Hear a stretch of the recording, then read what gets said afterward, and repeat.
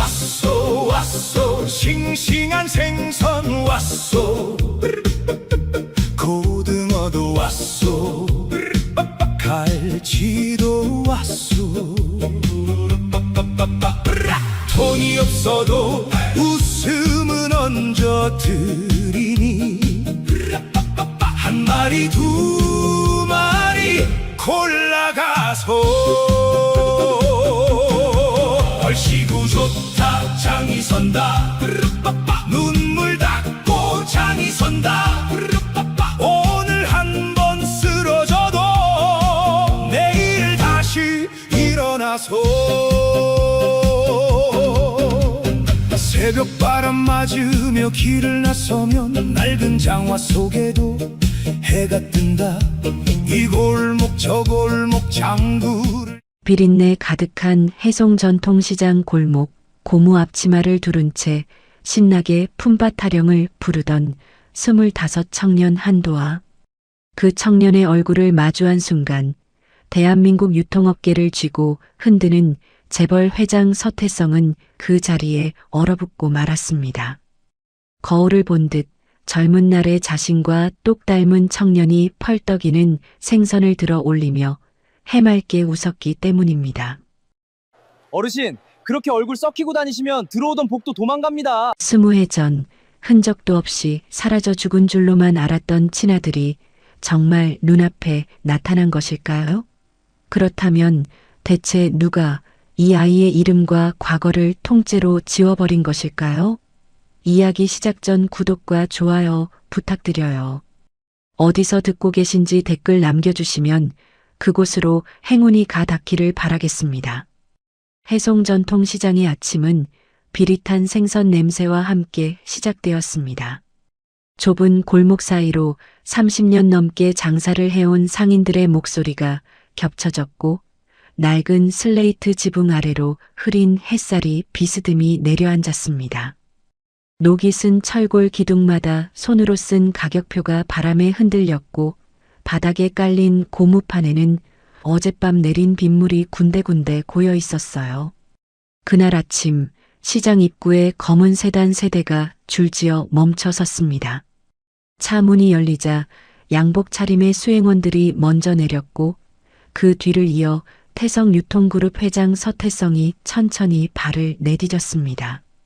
65살의 태성은 회색빛 머리카락 사이로 깊게 파인 이마주름이 눈에 띄었지만 곱게 편 어깨와 날카로운 눈빛은 여전히 현역 경영인의 기운을 품고 있었습니다.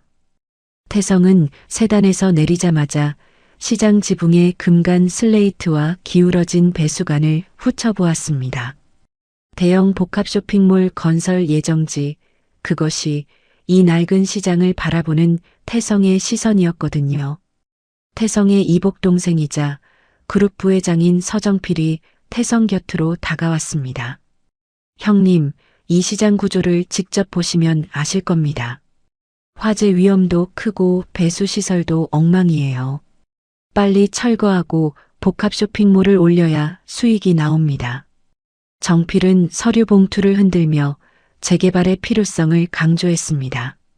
숫자로 빼곡한 수익 분석표를 펼쳐 보이며 한 달이라도 빨리 철거에 들어가야 한다고 목소리를 높였습니다. 태성은 고개만 가볍게 끄덕이며 시장 안쪽으로 걸음을 옮겼습니다. 그런데 시장 입구에는 이미 소식을 들은 상인들이 모여 있었어요. 강제 철거 반대라고 적힌 손팻말을 든 할머니들과 앞치마를 두른 채 팔짱을 낀 아저씨들이 길목을 가로막았습니다. 한 할머니가 팻말을 높이 들며 여기서 40년 넘게 장사했다고 소리쳤고 옆에 선 생선가게 주인도 우리 목줄 끊을 셈이냐며 목이 쉬도록 외쳤습니다. 태성은 상인들의 항의를 외면하지 않았습니다. 발걸음을 멈추고 할머니들의 얼굴을 하나하나 바라보았습니다. 하지만 구조가 낡고 화재 위험이 크다는 보고서를 이미 검토한 터라 재개발이 불가피하다는 판단을 바꾸지는 않았어요. 시장 안쪽 골목을 지나 생선 좌판이 늘어선 구역에 이르렀을 때였습니다. 고무 앞치마를 두르고 생선을 손질하던 한 청년이 눈에 들어왔습니다. 25살의 한도하였습니다. 도하는 칼등으로 고등어 비늘을 긁어내면서도 입꼬리를 올리고 손님들에게 말을 걸었습니다. 손가락 사이로 비늘이 반짝이며 튀었고 찬물에 젖은 손끝이 벌겋게 물들어 있었지만 도하의 표정에는 힘든 기색이 전혀 없었습니다. 오전 시간이 지나자 손님 발길이 뜸해졌고 도하는 생선 상자 위에 올라서더니 장구를 꺼내 들었습니다. 둥, 덩, 둥덩. 장구채가 가죽면을 때리자 구성진 품바 타령이 시장 골목을 타고 퍼졌습니다. 어머니 한 마리 더 얹어드릴게. 아버지 웃음값은 받지 않소. 힘든 세상 어깨 한 번 들썩이면 고였던 팔자도 풀리지 않소. 도하의 목소리는 맑으면서도 굵은 울림을 품고 있었고 장단에 맞춰 어깨를 들썩이는 모습이 꼭 전문 소리꾼 같았어요.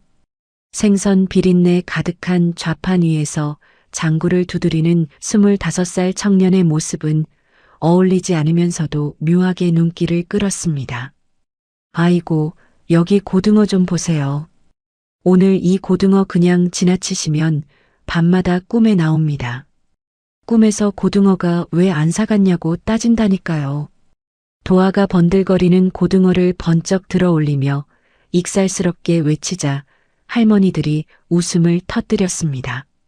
골목 저쪽에서 장을 보던 아주머니 2명도 소리를 듣고 좌판 앞으로 걸어왔습니다. 도하의 능청스러운 입담에 넘어간 손님들은 1마리, 2마리씩 고등어와 갈치를 봉지에 담아갔습니다. 태성은 시끄러운 공연에 별다른 관심을 보이지 않았습니다. 수행원들과 함께 다음 점포로 이동하려 발걸음을 옮기던 순간 도하가 고등어를 산 할머니에게 1마리를 더 얹어주며 고개를 들었습니다. 할머니가 이걸 어떡하냐며 손사래를 치자 도하는 괜찮다며 환하게 웃어 보였습니다. 바로 그 웃는 얼굴이 태성의 시야에 정면으로 들어왔어요. 태성의 발이 멈췄습니다. 세상에서 가장 잘 아는 얼굴이었습니다. 25살 무렵의 자신을 거울에 비추면 바로 저런 눈매였거든요. 오똑한 콧날, 각진 턱선, 하나하나 겹쳐졌습니다. 태성은 숨을 삼키며 그 자리에 굳어버렸습니다. 손끝이 차갑게 식었고 심장이 갈비뼈를 두드리듯 세차게 뛰었습니다. 시장의 소음이 한순간 멀어지고 귀 안쪽에서 윙하는 소리만 울렸습니다.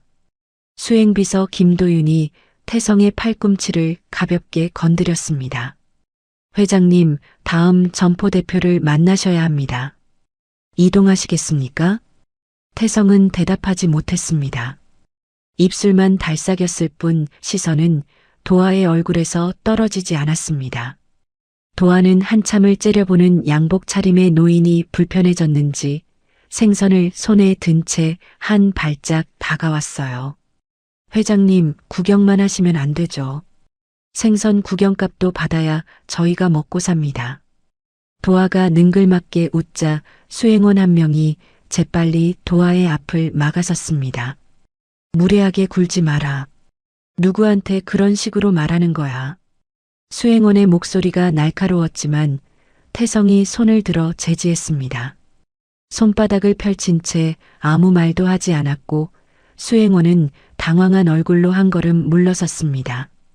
도하가 가까이 다가오는 모습을 바라보는 태성의 눈가가 젖어들었습니다. 20년 전의 기억이 파도처럼 밀려왔습니다. 한여름 축제장에 울려 퍼지던 풍물 소리, 솜사탕을 들고 아빠 손을 꼭 잡았던 5살짜리 아들, 잠깐 손을 놓은 사이 인파 속으로 사라져버린 작은 등. 태성은 아들의 이름을 목이 터져라 불렀습니다. 축제장 구석구석을 뒤졌고 경찰에 신고하고 전국에 전단지를 뿌렸습니다. 하지만 아이는 끝내 돌아오지 않았습니다. 그 아이의 이름이 서도하였습니다. 태성은 눈앞의 청년이 그 아이가 아닐 거라고 스스로를 다독였습니다. 20년 동안 수백 명의 얼굴에서 아들의 그림자를 찾으려 했고 그때마다 실망만 안고 돌아왔으니까요. 닮았다고 느낀 청년을 추적해서 확인했지만 번번이 다른 사람이었습니다. 아내까지 상심 끝에 세상을 떠났고 태성은 아들을 찾겠다는 희망과 다시 무너질지 모른다는 두려움 사이에서 매번 흔들렸습니다. 하지만 이번만큼은 다리에 힘이 풀렸습니다. 닮은 정도가 아니었습니다. 판박이었거든요. 도아는 태성의 젖은 눈가를 보고 살짝 당황한 듯 입꼬리를 내렸습니다. 방금까지 능청스럽게 농담을 던지던 표정이 사라지고 어색한 침묵이 두 사람 사이를 감쌌습니다. 도아는 먼저 시선을 거두었습니다. 아무 일도 없었다는 듯 좌판으로 돌아가 고등어를 집어들었지만 걸음이 평소보다 빨랐습니다. 태성은 그 뒷모습을 보며 주먹을 꽉 쥐었습니다. 심장이 벌렁거렸고 뒤통수가 뜨거워졌습니다. 옆에 선 도윤이 걱정스러운 얼굴로 태성을 올려다보았습니다. 회장님, 안색이 좋지 않으십니다. 차로 돌아가시겠습니까? 태성은 천천히 고개를 저었습니다. 시선은 여전히 장구를 잡고 다시 품바 타령을 시작한 도아에게 꽂혀 있었습니다. 도아의 맑은 목소리가 시장 골목에 울려 퍼졌지만 태성의 귀에는 20년 전 축제장에서 아빠라고 부르던 어린 목소리만 맴돌았습니다. 장구 장단이 한마디 넘어갈 때마다 태성의 눈앞에서 과거와 현재가 겹쳐졌습니다. 솜사탕을 들고 웃던 아이의 얼굴 위로 고등어를 들고 웃는 청년의 얼굴이 포개졌습니다. 도윤아. 태성이 낮고 떨리는 목소리로 입을 열었습니다. 저 청년 이름이 뭔가? 도윤이 시장 관계자에게 확인한 뒤 조심스럽게 대답했습니다. 한도아라고 합니다. 전국 5일장을 돌며 생선을 파는 장수라고 하더군요. 도아. 태성의 입술이 그 이름을 소리 없이 되뇌었습니다. 두 글자가 혀끝에서 맴돌 때마다 가슴 깊은 곳에서 무언가가 쿵쿵 두드리는 것 같았습니다. 서도아, 한도아. 성만 달랐습니다. 나이도 맞았습니다. 살아있었다면 올해 정확히 25살이었을 아이. 우연이라고 넘기기에는 너무나 많은 것이 겹쳐 있었습니다. 태성은 주머니에서 손수건을 꺼내 눈가를 훔치고 돌아섰습니다. 걸음은 세단을 향했지만 머릿속에는 오직 하나의 질문만 남아 있었습니다. 저 청년이 정말 내 아들인가? 태성은 세단으로 돌아가지 못했습니다. 점포 시찰 일정이 남아 있었지만 발이 떨어지지 않았거든요. 도윤이 옆에서 조심스럽게 다음 일정을 언급했지만 태성의 눈은 여전히 생선 좌판 앞에 서 있던 도아를 향해 있었습니다. 태성은 20년이라는 긴 세월 동안 아들을 사칭하며 접근했던 수많은 사기꾼의 얼굴을 떠올렸습니다. 이번에도 그저 닮은 사람일 뿐이라고 또다시 가슴이 무너져 내리는 실망을 감당할 수 없다고 스스로에게 수없이 경고했어요. 하지만 수행원들이 어리둥절한 표정으로 서로를 바라보는 사이 좌판으로 향하는 발걸음은 태성의 이성보다 먼저 움직이고 있었습니다. 도아는 태성이 돌아오는 기척을 느끼고 고개를 들었습니다. 아까 그 눈물기 어린 시선으로 자신을 바라보던 노인이 다시 나타나자 도아는 슬쩍 눈썹을 치켜 올렸습니다. 하지만 장사꾼 특유의 빠른 판단이 먼저 움직였습니다. 도아는 얼음 위에 놓인 고등어 중 가장 크고 윤기 나는 한 마리를 골라 들었습니다. 회장님, 아까 그냥 가시길래 섭섭했습니다. 이거 오늘 새벽에 들어온 물건인데 배 만져보시면 탄력이 다릅니다. 도아가 고등어를 내밀자 태성은 생선이 아닌 도아의 얼굴을 바라보았습니다. 가까이서 보니 닮은 점이 더 선명했습니다. 눈두덩이 깊게 파인 모양, 광대뼈 위로 살짝 올라가는 웃음주름, 코끝에 작은 점까지. 한 발짝 거리에서 마주한 도아의 얼굴은 오래된 앨범 속 25살의 자기 자신이 튀어나온 것 같았습니다. 태성은 자신도 모르게 입을 열었습니다. 자네를 어디선가 본 것 같군. 도아가 피식 웃었습니다. 저 같은 생선 장수를 회장님이 어디서 보셨겠습니까? 백화점 지하식품관에서도 저는 못 들어갑니다. 도아의 농담에 옆에 선 수행원 한 명이 코웃음을 쳤지만 태성의 표정은 굳어 있었습니다. 태성은 시선을 거두지 못한 채 한마디를 더 덧붙였습니다. 아니, 젊었을 때의 나를 본 것 같아서 그렇네. 도아의 웃음기가 사라졌습니다. 농담으로 받아넘기기엔 태성의 목소리가 너무 진지했거든요. 입안에 준비해둔 다음 농담이 목구멍에 걸렸습니다. 도아는 어색해진 분위기를 털어내려는 듯 고등어를 다시 얼음 위에 내려놓았습니다. 그 순간 도아의 오른손이 무의식적으로 올라가 오른쪽 귓불을 가볍게 잡아당겼습니다. 엄지와 검지로 귓불을 살짝 비틀 듯 만지는 아주 짧은 동작이었습니다. 태성의 숨이 멈추는 것 같았습니다. 20해 전 5살 도아에게도 똑같은 버릇이 있었거든요. 낯선 어른이 말을 걸면 아이는 대답 대신 오른쪽 귓불을 만지작거렸습니다. 아내가 그 모습을 볼 때마다 웃으며 말하곤 했습니다. 우리 도아는 귓불이 말해주는 아이라고. 대답하기 곤란하면 입 대신 귓불이 먼저 움직인다고. 병원 검진에서 의사가 어디 아프냐고 물었을 때도, 유치원 선생님이 발표를 시켰을 때도 아이는 늘 오른쪽 귓불부터 만졌습니다. 그 작은 손가락의 움직임을 세상에서 가장 사랑스럽게 지켜보았던 사람이 바로 태성과 아내였습니다. 태성은 그 기억이 가슴 한가운데를 세게 때리는 것을 느꼈습니다. 무릎에 힘이 빠지며 한 발짝 뒤로 물러설 뻔했지만 이를 악물고 버텼습니다. 여기서 감정을 드러내면 안 되었습니다. 확신이 아닌 가능성만으로 이 청년의 삶을 흔들어서는 안 되었으니까요. 태성은 목소리를 최대한 평범하게 고르며 물었습니다. 한 가지만 물어보겠네. 올해 나이가 어떻게 되나? 도아가 고개를 갸웃거렸습니다. 생선 사시는데 나이까지 필요하십니까? 주민등록증 검사는 안 받습니다. 도아의 입에서 또다시 농담이 나왔지만 태성은 웃지 않았습니다. 눈빛이 너무 간절해서였을까요? 도아는 멋쩍게 뒷머리를 긁으며 대답했습니다. 25입니다. 올해요. 25. 태성의 손이 바지 주머니 안에서 주먹을 쥐었습니다. 살아있었다면 아들 역시 올해 정확히 25살이었습니다. 이름이 같고 나이가 같고 얼굴이 판박이었습니다. 여기에 귓불 습관까지 겹치자 태성의 머릿속은 하얗게 비어버렸습니다. 우연이라는 단어로는 도저히 설명할 수 없는 무게가 가슴 위로 짓눌렀습니다. 태성은 한 번만 더 물어도 되겠느냐며 조심스럽게 말을 이었습니다. 부모님은 어디에 계시나?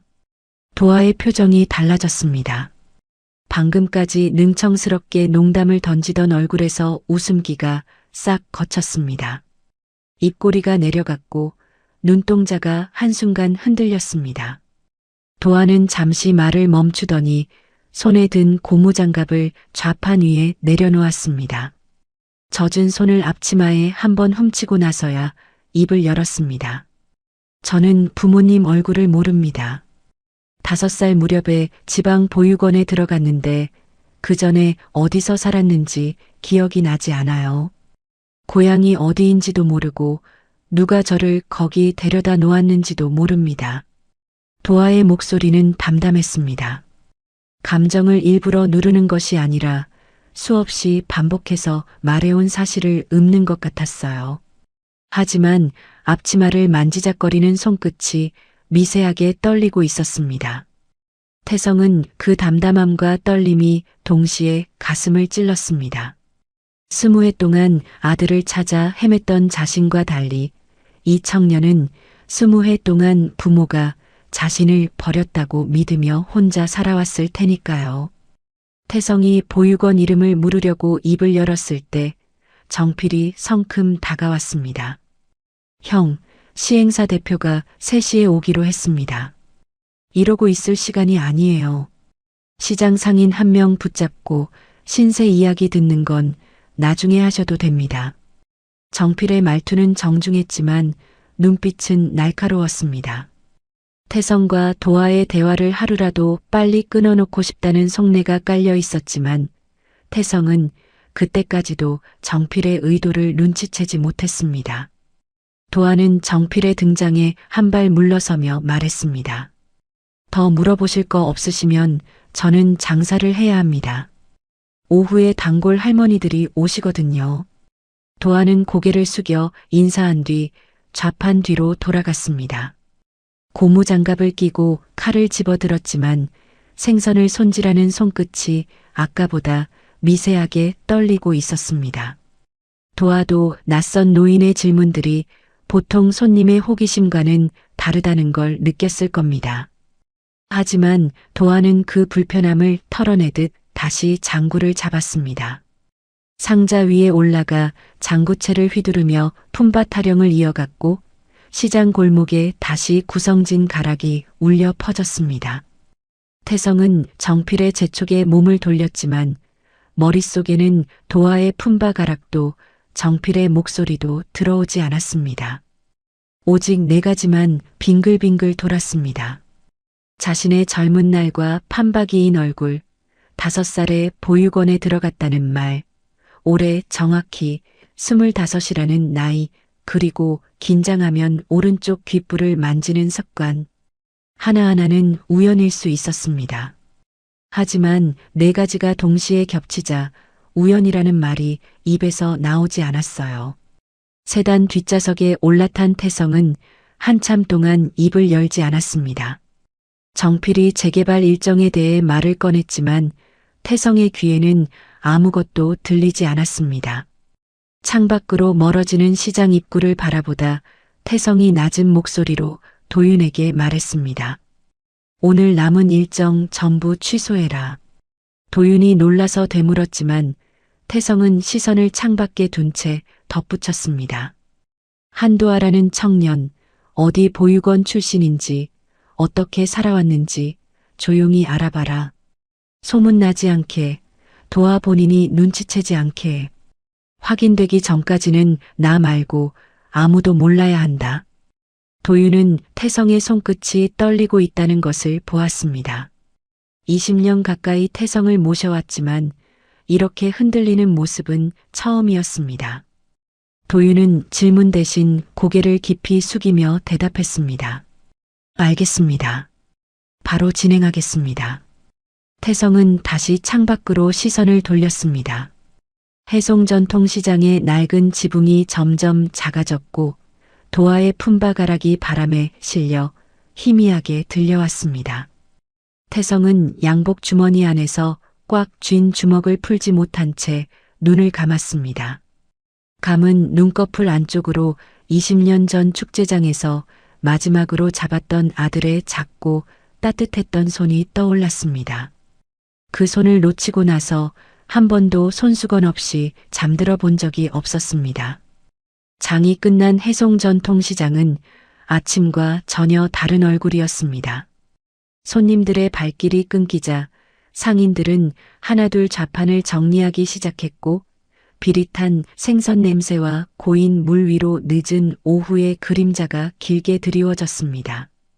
철제 좌판 위에 남은 얼음이 녹아 바닥으로 흘러내렸고 빈 스티로폼 상자들이 골목 한쪽에 어지럽게 쌓여 있었어요.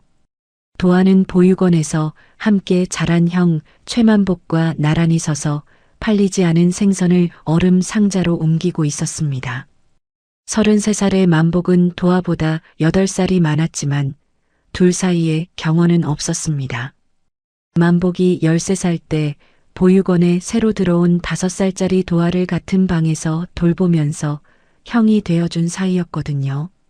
혈연은 아니었지만 생선 비린내가 밴 고무장갑을 나란히 끼고 일하는 두 사람의 모습은 어떤 형제보다도 자연스러웠습니다.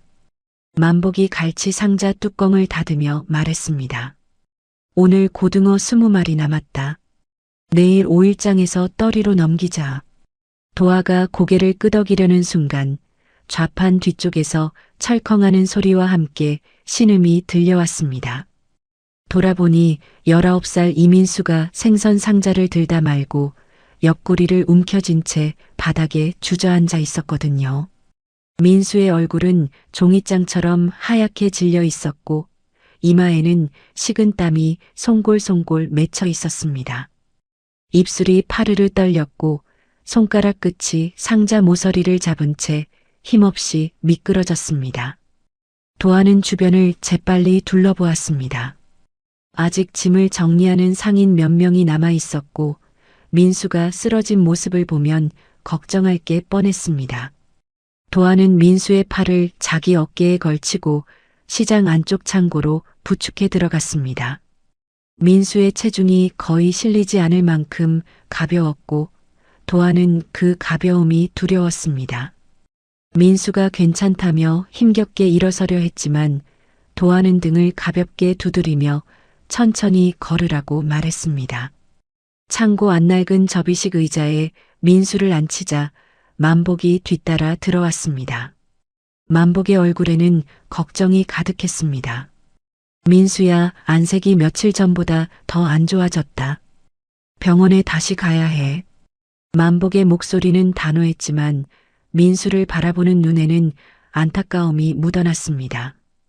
도아는 허리춤에 차고 다니는 낡은 진료 수첩을 꺼내 펼쳤습니다. 모서리가 닳고 표지가 벗겨진 수첩에는 민수의 투석 일정과 수술 권고, 날짜가 도아의 깨알 같은 글씨로 빼곡히 적혀 있었습니다.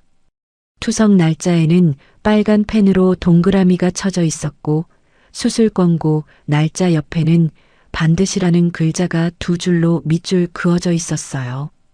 도아는 날짜를 손가락으로 짚으며 입술을 깨물었습니다. 다음 투석까지 사흘밖에 남지 않았고 수술 권고, 기한도 한 달 앞으로 다가와 있었습니다. 민수가 고개를 숙인 채 낮은 목소리로 말했습니다. 형, 병원 가면 또 며칠 장사를 못 쉬잖아. 지금 장사를 쉬면 수술비 모으는 건 더 늦어져. 나는 괜찮으니까 다음 주까지만 참을게. 도아는 수첩을 접어 주머니에 넣으며 민수의 어깨를 잡았습니다. 형의 손이 민수의 마른 어깨뼈 위에 닿자 민수는 고개를 더 숙였습니다. 돈은 나랑 만복이 형이 벌면 된다. 내가 쓰러지면 돈이 무슨 소용이야. 내일 아침 첫 차로 병원에 간다. 알았지? 도아의 말투는 부드러웠지만 눈빛은 양보하지 않았습니다. 민수는 더 반박하지 못하고 고개를 끄덕였습니다. 눈시울이 붉어졌지만 울음을 삼켰습니다. 만복이 도아의 옆에 서서 작은 목소리로 속삭였습니다. 도아야, 솔직히 말해서 전국 5일장을 다 돌아도 수술비가 쉽게 안 모인다. 한 달 안에 3천만 원 가까이 만들어야 하는데 생선 팔아서는 어림도 없어. 도아는 만복의 눈을 바라보며 대수롭지 않다는 듯 대답했습니다. 그러면 장터마다 품바를 2번씩 하면 되지. 잠을 좀 줄이면 공연 시간을 늘릴 수 있어. 새벽에 1번, 낮에 1번 하면 손님이 2배로 몰리니까. 만복은 도아의 눈 아래 내려앉은 그늘을 보았습니다.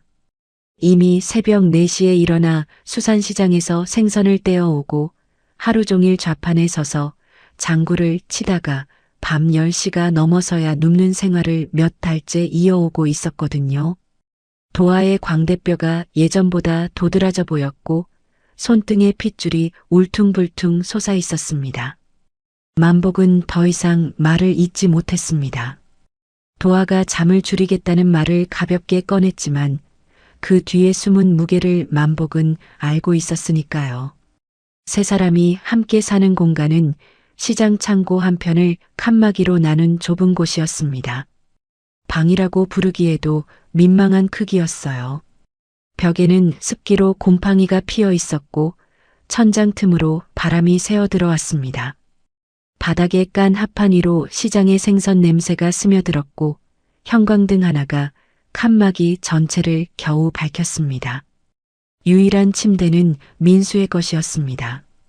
도안은 빈 생선 상자 2개를 나란히 놓고 그 위에 낡은 이불을 깔아 잠자리를 만들었고 만복은 접이식간이 침대를 펴서 그 옆에 누웠습니다. 도안은 그날 번 돈을 세기 시작했습니다. 기름때 묻은 지폐를 한 장씩 펴서 세고 차량 기름값과 내일 수산시장에서 쓸 최소한의 떼어오기 비용만 빼놓았습니다.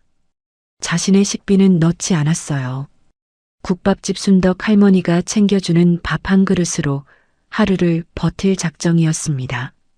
나머지는 전부 작은 봉투에 넣어 민수 수술비라고 적힌 통장 사이에 꽂아두었습니다.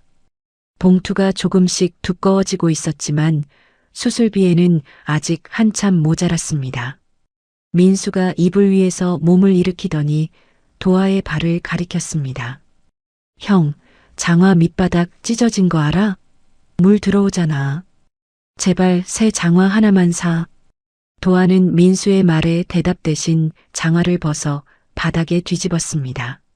앞코 부분에 동전만 한 구멍이 나 있었어요.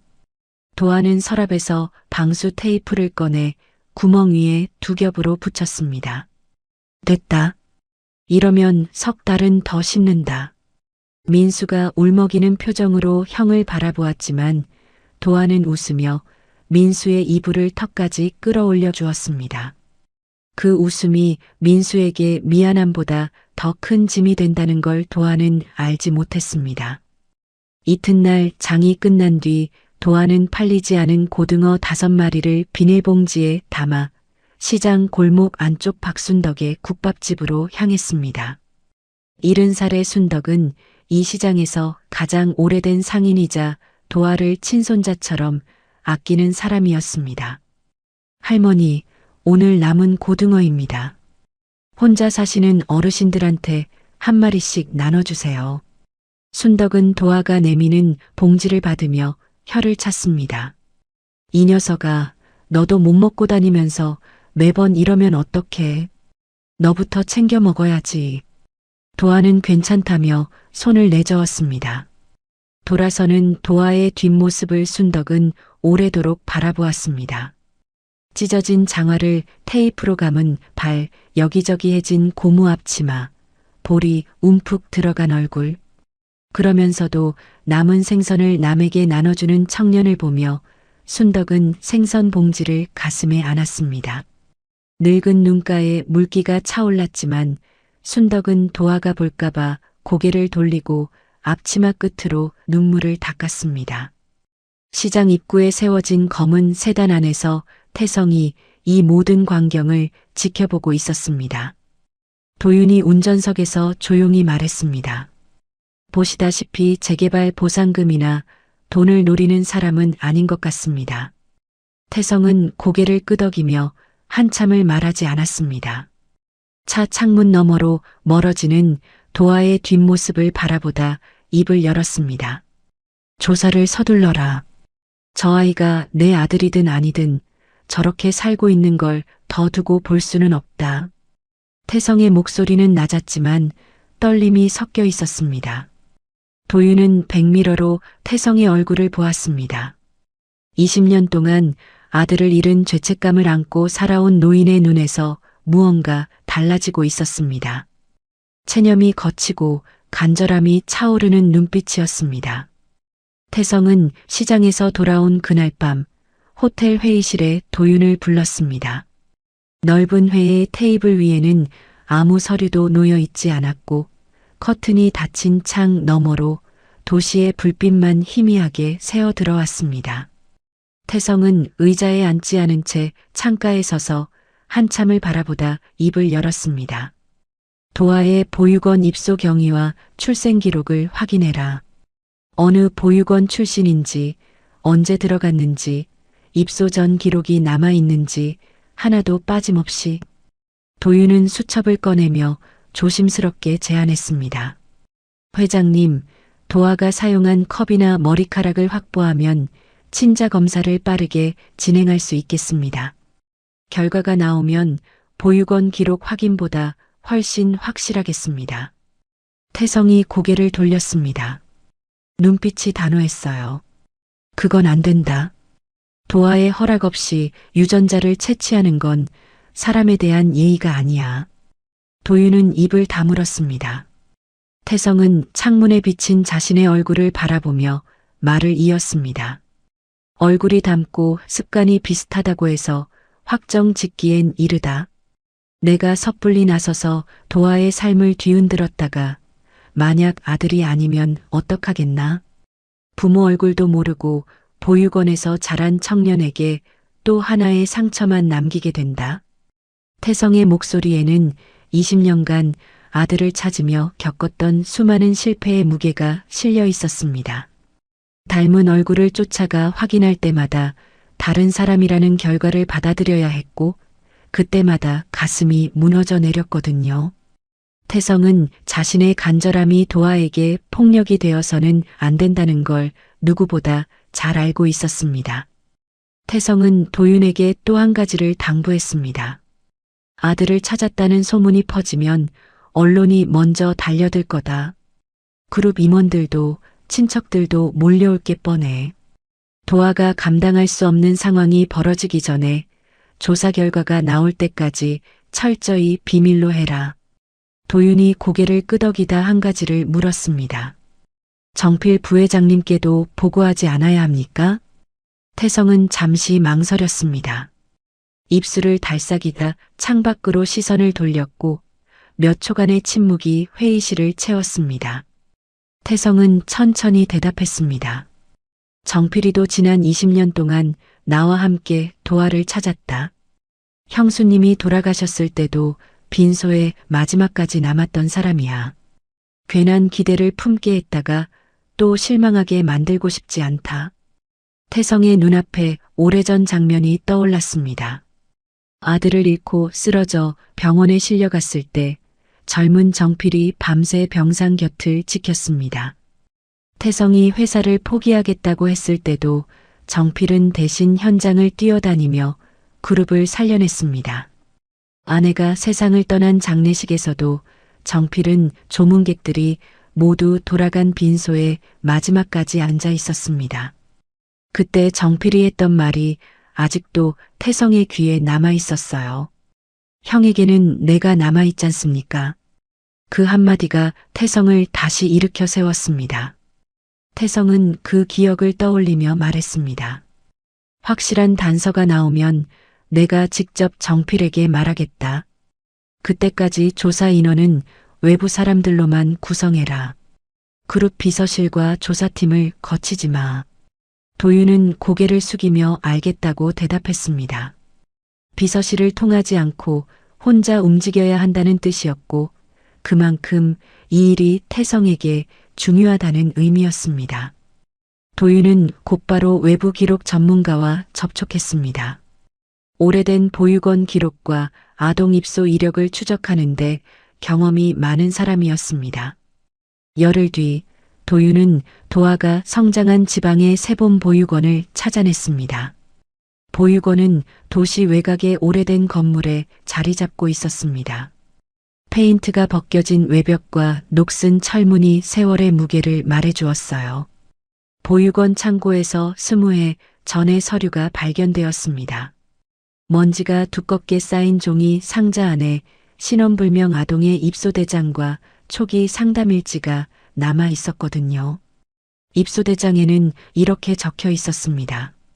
5살가량의 남자아이가 해당 지역 버스터미널 근처에서 발견되었다고. 아이는 울음을 그치지 않았고 근처 행인이 경찰에 신고한 뒤 보육원으로 인계되었다고. 초기 상담일지에는 더 구체적인 내용이 적혀 있었습니다.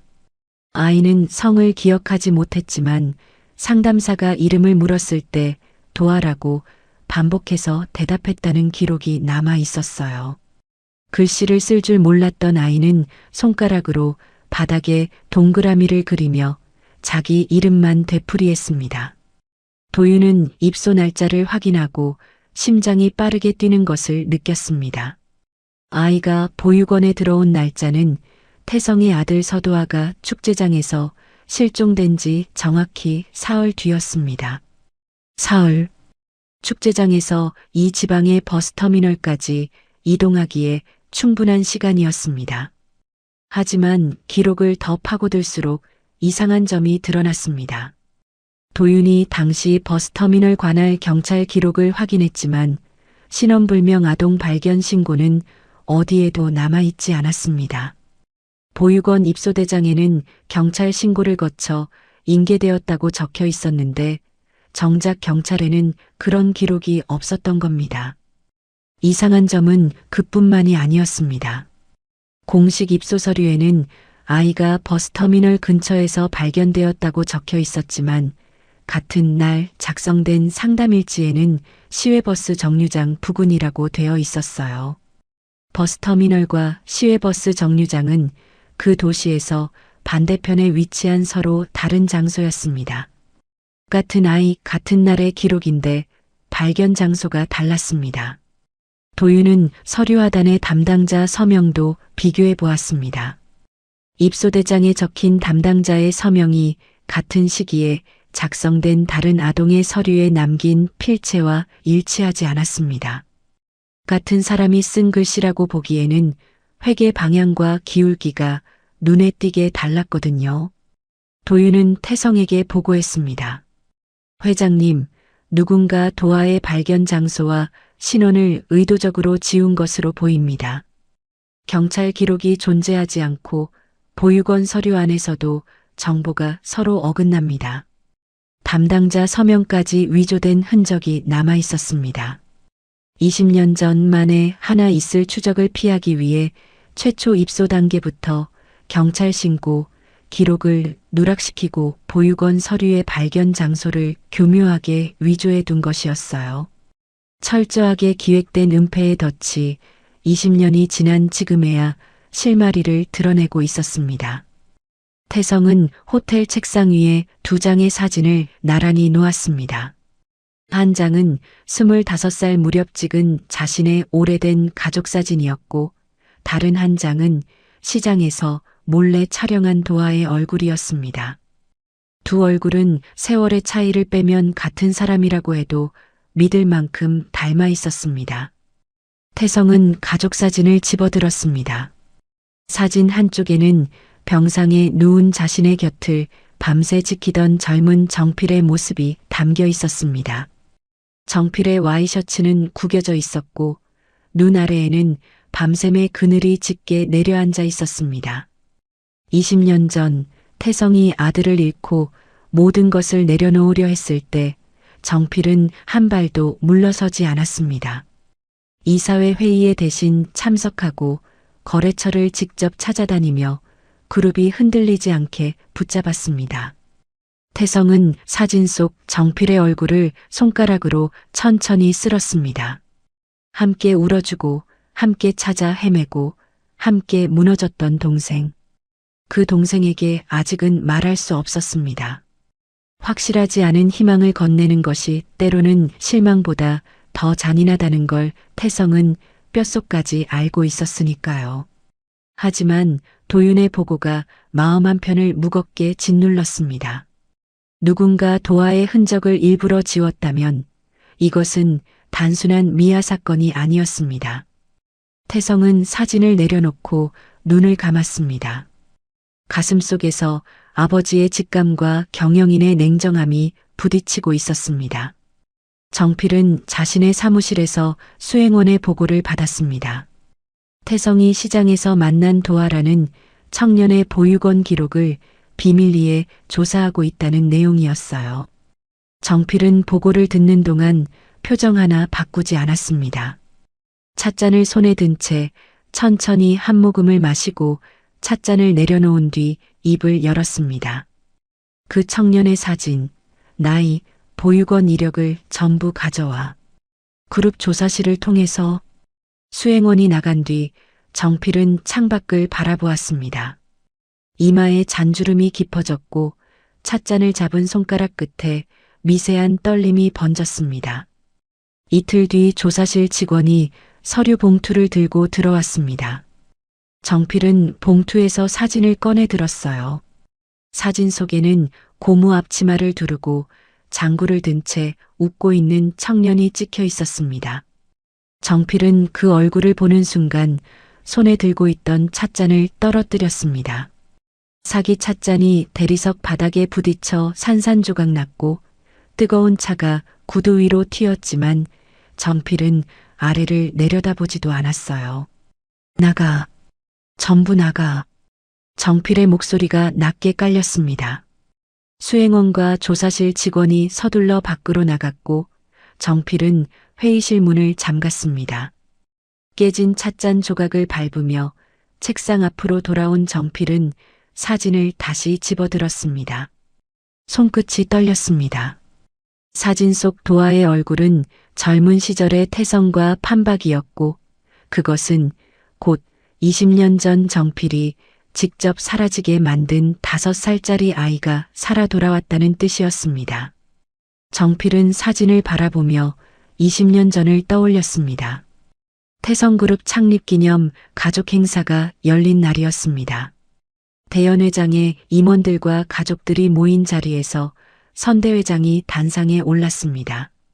선대회장은 자신의 건강이 예전 같지 않다며 그룹의 미래에 대해 이야기하기 시작했습니다. 오늘 이 자리에서 공식적으로 밝히겠다. 태성유통그룹의 경영권과 지분을 장남 태성에게 넘기겠다. 연회장에 박수가 터졌습니다. 임원들은 고개를 끄덕였고 친척들은 당연하다는 표정을 지었습니다. 선대회장은 태성의 옆에 서 있던 5살짜리 도아의 머리를 쓰다듬으며 말을 이었습니다. 이 아이가 크면 태성의 뒤를 이어 이 회사를 맡게 될 거다. 우리 집안의 미래야. 정필은 그 말을 들으며 박수를 쳤습니다. 입꼬리는 올라가 있었지만 눈은 웃지 않았어요. 정필이 밤낮 없이 키운 사업, 정필이 직접 뛰어다니며 만든 거래처, 정필이 위기마다 수습한 현장.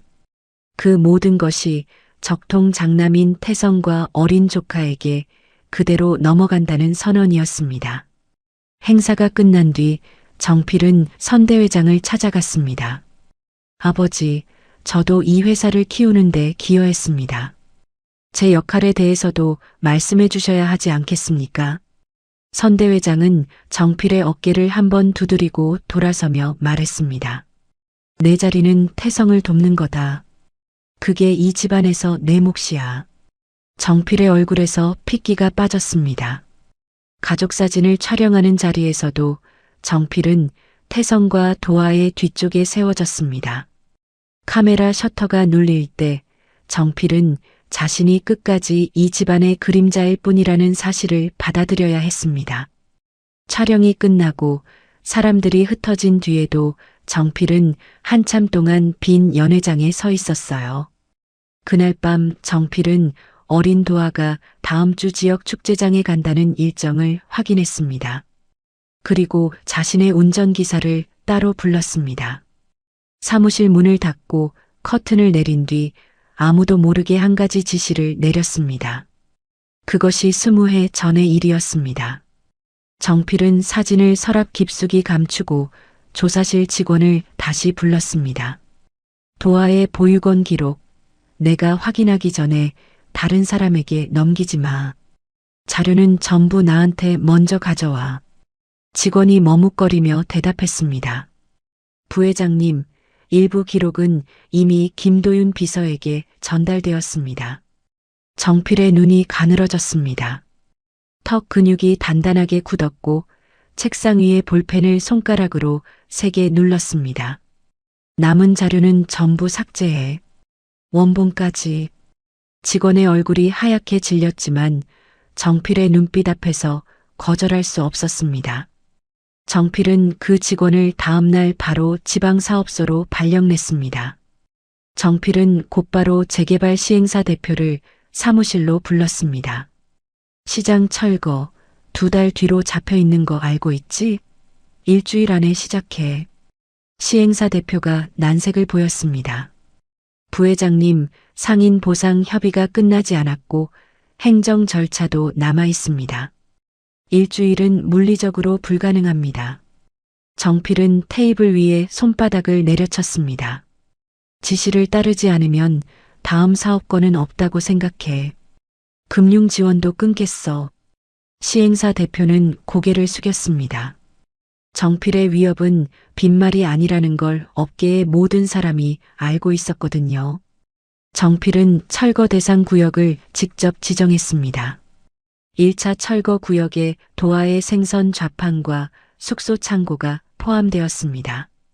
도화의 창고와 인접한 상가 전체가 1차 구역으로 묶이면서 박순덕의 국밥집도 함께 폐쇄 대상에 올랐습니다. 정필 측 안전진단업체는 멀쩡한 시장 건물에 붕괴 위험 판정을 내렸습니다. 전문가의 양심이 아니라 정필의 지갑이 판정서를 썼습니다. 시장 곳곳에 사전 협의 없이 긴급 폐쇄와 퇴거를 알리는 붉은 안내문이 붙었습니다. 상인들은 아침에 좌판을 열러 나왔다가 자기 가게 셔터에 붙은 안내문을 보고 경악했어요. 도화에게는 별도의 통지서가 날아왔습니다. 사업자 등록 주소가 불명확하다는 이유로 불법 점유 통지서였습니다.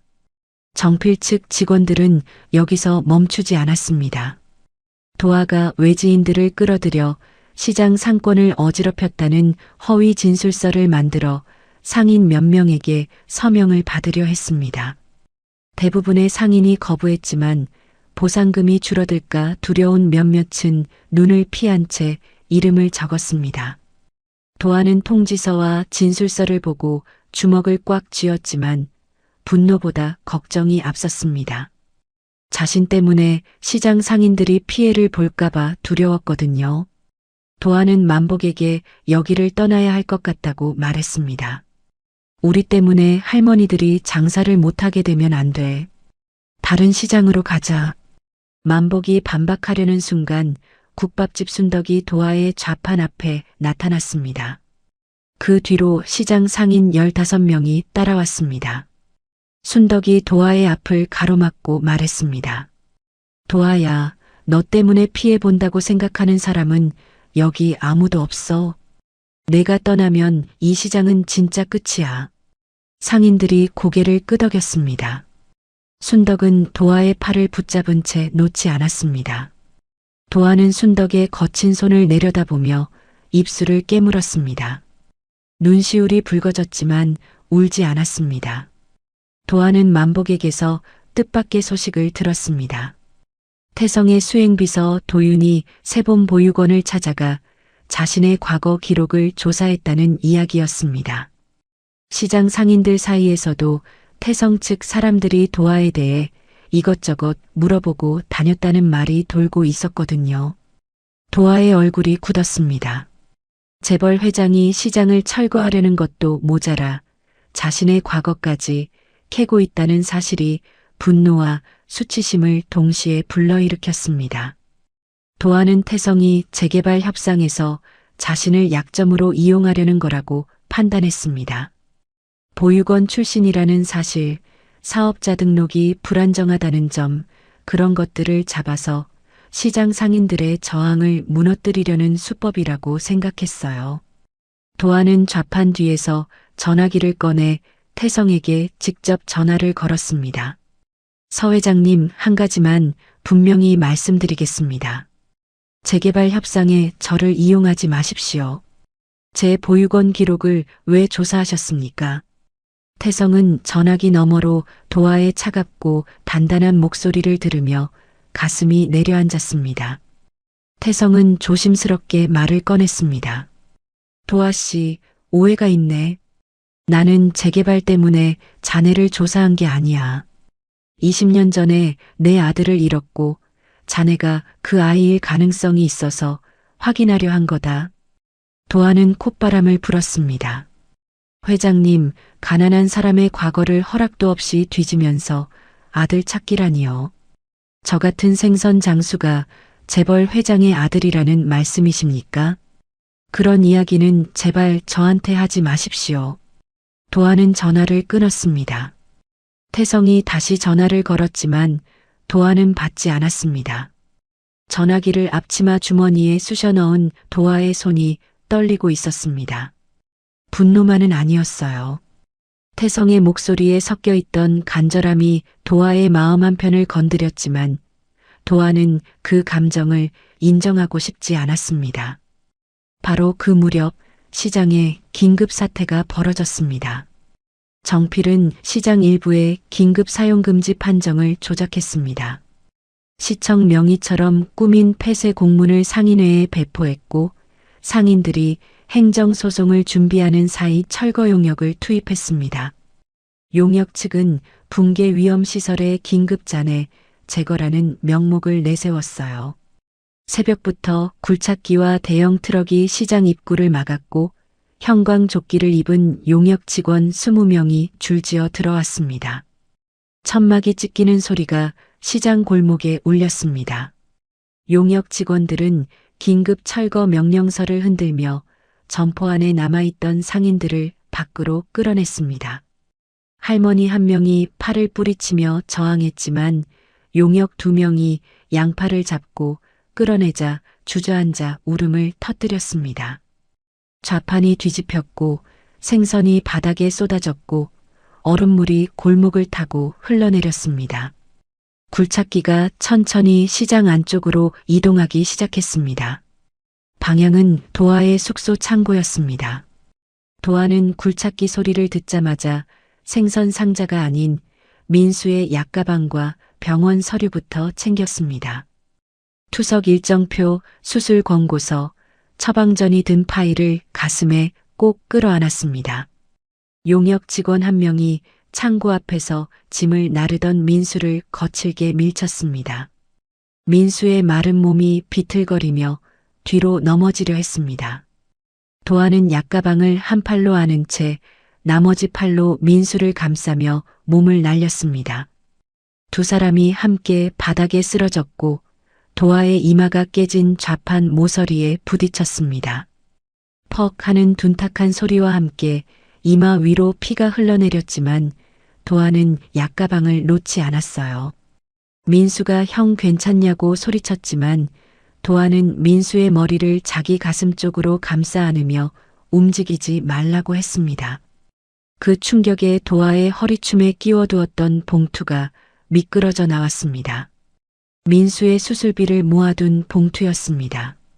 봉투가 진흙과 생선 핏물이 뒤섞인 바닥 위에 떨어지며 입구가 벌어졌고 지폐 다발이 흙탕물 위로 흩어졌습니다. 도아와 만복이 동시에 바닥에 엎드려 지폐를 주워 담기 시작했습니다.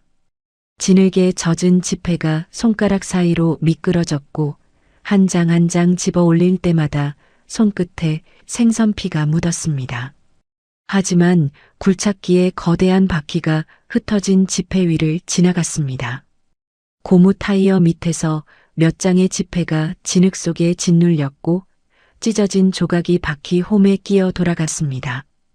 민수가 울음을 터뜨렸습니다. 바닥에 주저앉은 채 흙탕물 위에 찢겨나간 지폐 조각을 바라보며 말했습니다. 형, 수술 안 받을게. 수술 안 해도 돼. 이 돈 형이 얼마나 힘들게 모았는데. 도아는 피가 흐르는 이마를 소매로 한번 훔치고 민수의 어깨를 잡았습니다. 흑투성이 손으로 민수의 뺨에 묻은 눈물을 닦아주며 말했습니다. 울지 마. 남은 돈 챙기면 된다. 다시 모으면 돼. 내가 모을 수 있어. 도아의 목소리는 단단했지만 진흙에 젖은 지폐를 한 장씩 주워 담는 손끝이 세차게 떨리고 있었습니다. 현장 책임자가 다가왔습니다. 헬멧을 쓴 덩치 큰 남자가 도아를 내려다보며 말했습니다. 철거를 방해하면 경찰에 넘긴다. 빨리 비켜. 현장 책임자는 도아가 땅바닥에 내려놓은 장구를 발로 걷어찼습니다. 장구가 진흙 위를 굴러가며 가죽면에 금이 갔고 장구채가 두 동강이 났습니다. 도화는 천천히 일어섰습니다. 이마에서 흘러내린 피가 왼쪽 눈꺼풀 위를 타고 흘렀지만 닿지 않았어요. 도화는 진흙 위에 굴러간 장구를 집어들어 바로 세웠습니다. 금이 간 장구를 왼팔에 끼고 부러진 장구채 반쪽을 오른손에 쥐었습니다. 그리고 용역 직원들과 굴착기를 정면으로 바라보며 외쳤습니다. 오늘 장은 우리가 끝낼 때 끝나는 겁니다. 도화의 목소리가 시장 골목 전체에 울렸어요. 피 묻은 얼굴, 진흙투성이 장화, 금간 장구. 그 모습이 처참하면서도 꺾이지 않았습니다. 순덕이 먼저 국밥집에서 뛰어나왔고 그 뒤를 이어 상인들이 하나둘 좌판 뒤에서 나와 도화의 곁으로 모였습니다. 굴착기의 거대한 버킷이 도화의 머리 위로 위태롭게 들이치며 낡은 천막 기둥을 통째로 꺾어버리던 일촉즉발의 순간이었습니다. 용역들이 도화의 어깨를 거칠게 낚아채려던 바로 그 찰나 시장 진입로의 임시 차단벽을 거칠게 밀어붙이며 검은 세단 한 대가 미끄러지듯 들어와 멈춰 섰습니다. 굴착기 기사가 급브레이크를 밟았고 용역 직원들의 시선이 일제히 세단 쪽으로 쏠렸어요. 차 문이 열렸습니다. 태성이 세단에서 내렸습니다. 양복바지 끝이 진흙에 닿았지만 아랑곳하지 않았어요. 태성은 굴착기와 용역 직원들 사이를 지나 철거 장비 바로 앞에 섰습니다. 수행원들이 뒤따랐지만 태성은 그들을 제지하고 혼자 앞으로 걸어갔습니다. 모든 작업을 즉시 중단해라. 태성의 목소리가 시장 골목에 울렸습니다. 현장 책임자가 태성을 알아보고 멈칫했지만 곧 전화기를 꺼내 정필에게 연락을 넣었습니다. 정필의 목소리가 스피커폰으로 흘러나왔습니다. 형, 이건 정식으로 승인된 철거야. 현장에서 물러나. 일정이 하루만 늦어져도 사업 전체에 차질이 생긴다. 태성은 전화기를 빼앗듯 손에 쥐고 정필에게 말했습니다. 정필아, 내 허락이 내 승인보다 중요한 건가? 내가 아직 이 그룹의 회장이야. 태성은 전화를 끊고 현장 책임자를 노려보았습니다. 부회장의 구두 지시 하나로 이 난리를 쳤나? 이사회 결의도 없이 상인 보상 합의도 안 끝났는데 굴착기부터 들이밀었어? 현장 책임자가 고개를 숙였습니다. 용역 직원들은 하던 일을 멈추고 서로의 눈치를 보았습니다. 태성은 시장 안쪽으로 들어갔습니다. 뒤집힌 좌판, 바닥에 쏟아진 생선, 찢어진 천막 사이를 지나자 도화가 보였어요. 피가 흐르는 이마, 진흙에 범벅이 된 고무 앞치마, 그리고 금이 간 장구를 안고 서 있는 모습이었습니다. 도화 옆에 바닥에는 진흙과 생선 핏물에 젖은 지폐가 흩어져 있었어요. 만복이 무릎을 꿇고 한 장씩 줍고 있었고 민수는 바닥에 주저앉은 채 울고 있었습니다. 태성의 시선이 찢어진 지폐 위에 멈췄습니다. 그 돈이 무엇인지 한눈에 알아보았습니다. 민수의 수술비였어요. 도화가 잠을 줄여가며 장화에 구멍이 나도 테이프로 때우며 자기 밥값까지 아껴서 모은 돈이었습니다. 그 돈이 지금 굴착기 바퀴 자국 아래 진흙에 짓밟혀 있었습니다. 태성은 용역 직원들을 향해 소리쳤습니다. 그 청년에게서 당장 손 떼. 태성의 목소리가 굴착기 엔진 소리를 뚫고 시장 전체에 퍼졌습니다. 용역 직원들이 일제히 뒤로 물러섰고 현장 책임자도 더 이상 앞으로 나서지 못했습니다. 태성은 도화에게 다가갔습니다. 도화의 이마에서 흐르는 피를 보며 주머니에서 손수건을 꺼내 내밀었지만 도화는 고개를 돌리며 받지 않았어요. 태성은 손수건을 거둔 채 도화의 옆에 멈춰 섰습니다. 시장이 어느 정도 정리된 뒤 태성은 도화를 순덕의 국밥집으로 데려갔습니다. 순덕이 따뜻한 국밥을 내왔지만 도화는 숟가락을 들지 않았습니다. 이마에 피는 순덕이 가져다 준 수건으로 닦았지만 상처는 여전히 벌겋게 부어 있었어요. 태성은 맞은편에 앉아 한참을 망설이다 입을 열었습니다. 도화 씨, 내가 자네의 과거를 조사한 건 재개발 때문이 아니야. 도화는 대답하지 않았습니다. 국밥 그릇 위로 피어오르는 김만 바라보고 있었습니다. 태성은 떨리는 목소리를 억누르며 말을 이었습니다. 자네가 내 아들일 가능성이 있네. 20년 전 여름 지역 축제장에서 5살짜리 아들을 잃었어. 사라진 아이의 이름이 서도하였다. 도화의 숟가락을 잡은 손이 멈췄습니다. 하지만 고개를 들지 않았습니다. 태성은 하나씩 짚었습니다. 자네의 얼굴은 내 25살 적 사진과 판박이야. 나이도 정확히 맞고 이름도 같아. 보육원에 들어간 시점이 아들이 실종된 지 사흘 뒤였고 긴장하면 오른쪽 귓불을 만지는 습관까지 똑같았어. 도화가 천천히 고개를 들었습니다. 눈빛이 차가웠습니다. 그래서 어쩌시겠다는 겁니까? 정식 친자 검사를 하자는 말씀이십니까? 그렇네. 검사를 받아주었으면 좋겠다. 태성의 목소리는 간절했지만 도화의 표정은 더 단단하게 굳었습니다.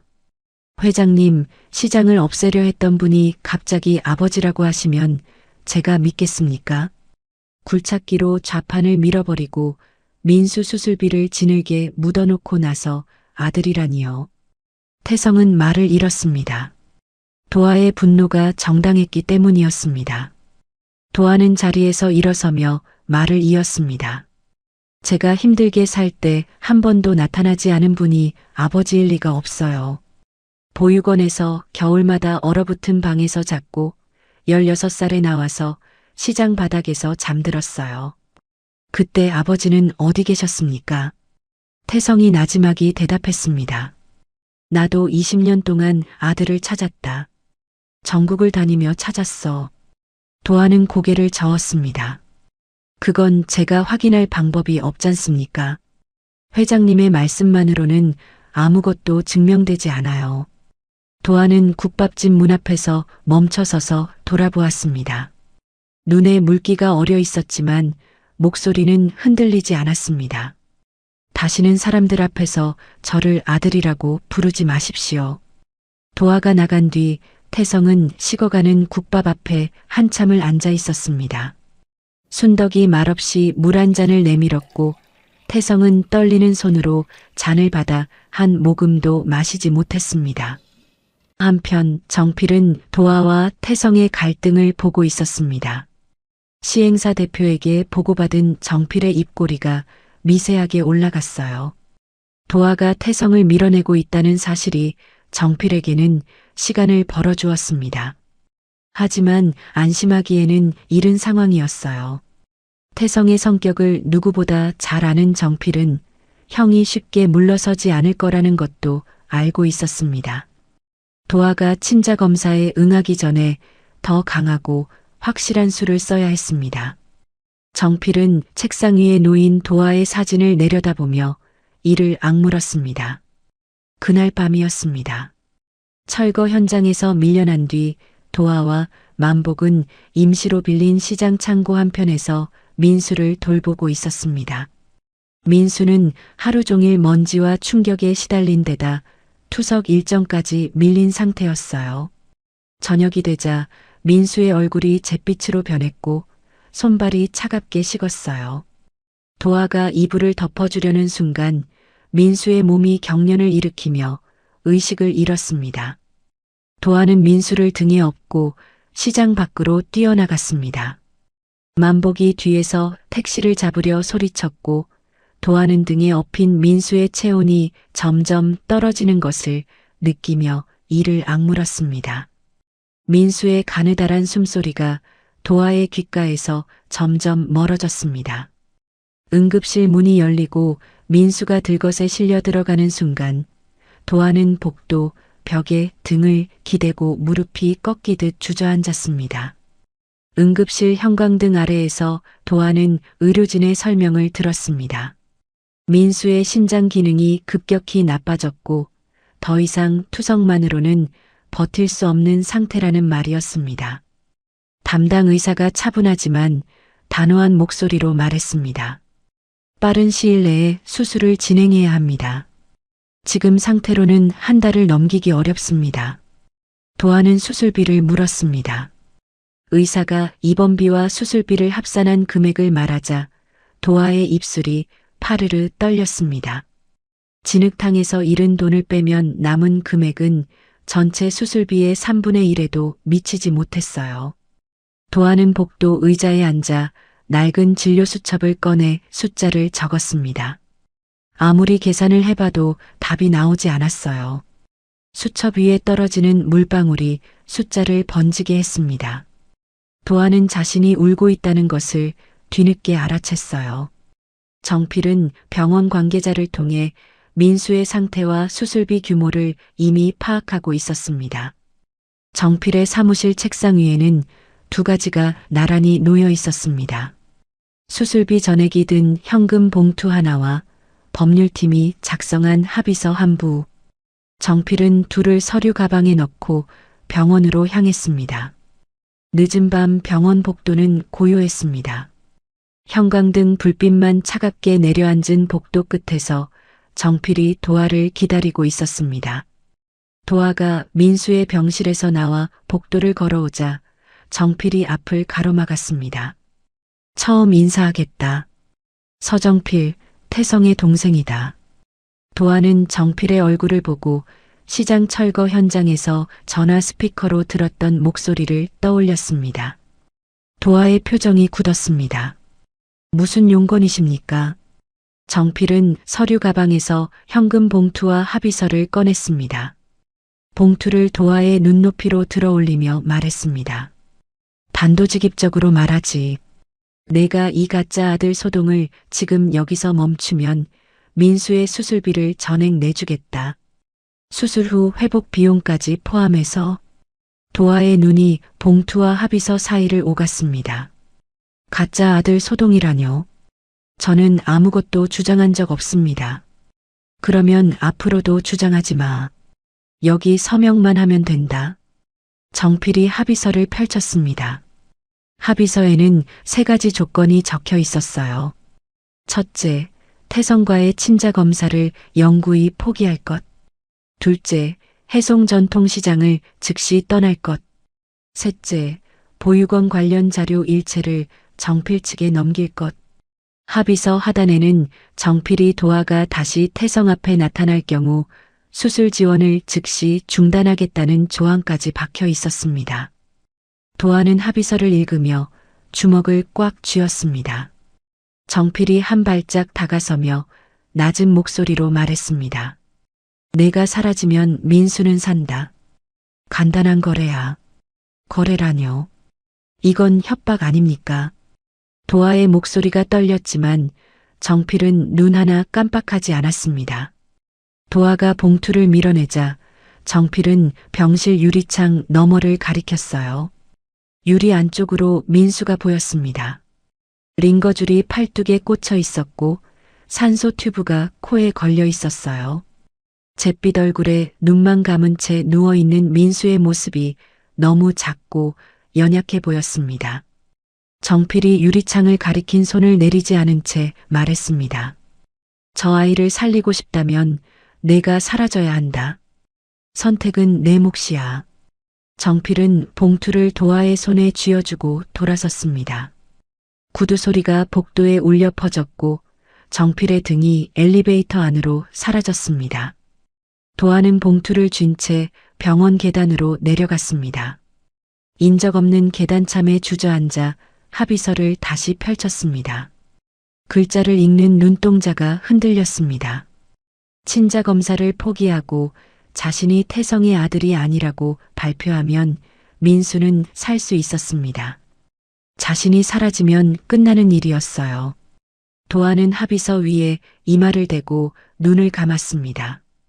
20년 전 자신을 버렸다고 믿었던 부모, 한 번도 찾아오지 않았다고 원망했던 가족.